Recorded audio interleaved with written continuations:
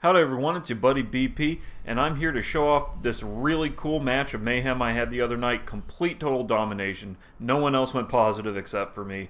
I have to confess, I kind of went full try hard. I switched over to Sunbreaker, maxed out Intellect, took out the Chaperone. That's me on the far right there. I mostly did it because I was having a rough night. I'm doing that bounty for the first curse, and I'm at that horrible part where I gotta take this hand cannon here, and I need to get like 7 precision kills with it in one match.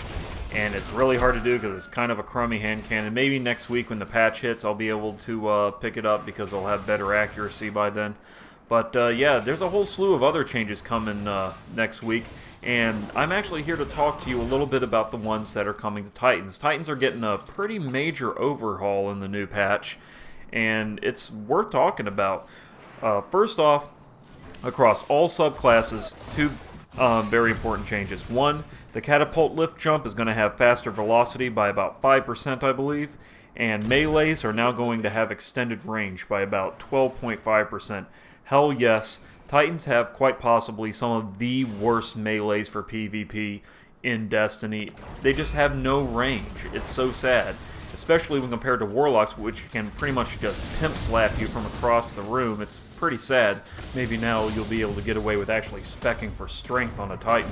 But yet, let's talk about what's going to happen to the individual subclasses. Sunbreakers, this isn't anything surprising, but they are getting a nerf across the board. Sunstrike's damage over time will be decreased from 6.5 seconds to 5.5 seconds. Hammer Soul's damage resistance is getting reduced by about 9%. Hammer Soul's travel speed is going to be reduced by 1.32%. Forgemaster is getting a reduction in splash damage by about 20%. Flameseeker's hammer tracking bonus is reduced by 25%, and the agility and recovery boost offered by Flameseeker is being removed, and it's going to be divided between Fleetfire and Firekeeper. Oh, and Cauterize now has a cooldown time. It has a cooldown time of about 3 seconds, so you just can't spam it. Yeah, pretty, it's not actually as bad as I thought it was going to be. I imagine that Sunbreakers are still going to be the most popular class for PvP. I imagine they'll still be quite deadly. But yeah, now you'll have to actually aim with your hammers and everything. So I don't think it's going to completely destroy the subclass. I think they're still going to be quite powerful, but you will have to work a little bit harder for your kills now. So yeah, I more or less agree with a lot of these changes. Strikers, on the other hand, are getting a huge boost. Stormfist will now deal 18.2% extra damage. Overload now provides for faster melee recharge by about 50%. Discharge deals additional damage, and Amplify now grants you 30% more super energy. As for the passive abilities, Headstrong will now provide a faster sprint speed. Transfusion has a cooldown time reduction from 5 seconds to 3.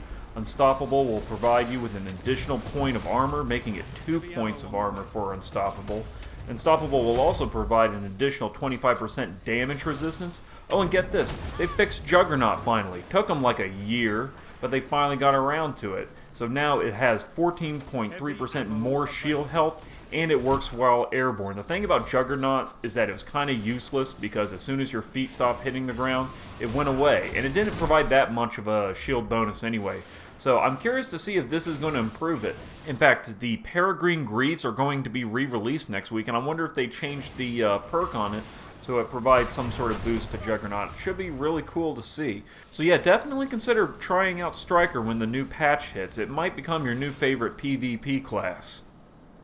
My favorite subclass, Defender, is only getting one major change to it, however, but it's a really cool change.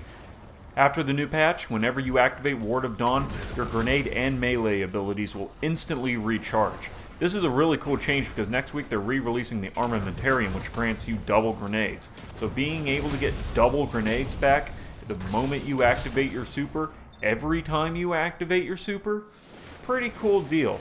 It's not quite as an impressive buff as Striker's got. Striker's really lucked out on the patch.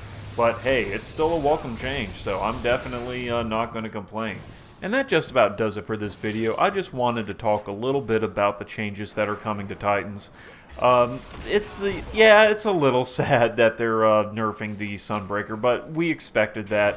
We knew this was coming, and it's not that bad of a nerf in my opinion. A lot of it kind of makes sense. And we're getting big buffs to Striker and Defender as well, especially to Striker. Striker really lucked out. But what are your opinions on the changes? Let me know in the comments section. Also, don't forget to spank that like button if you enjoyed the video. Your support means a lot to me. And as always, y'all be good to each other, and I will see you in the next video. Heavy ammo available.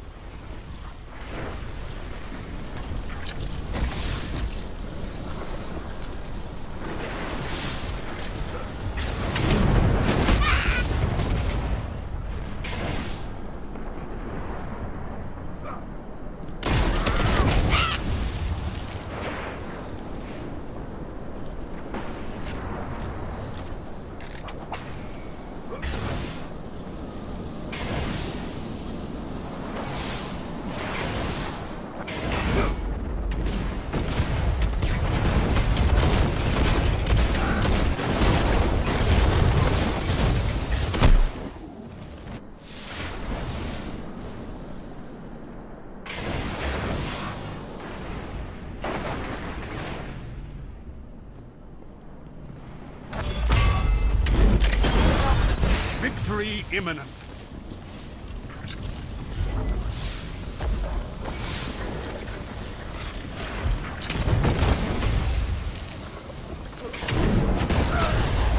You've shown your might, Guardian.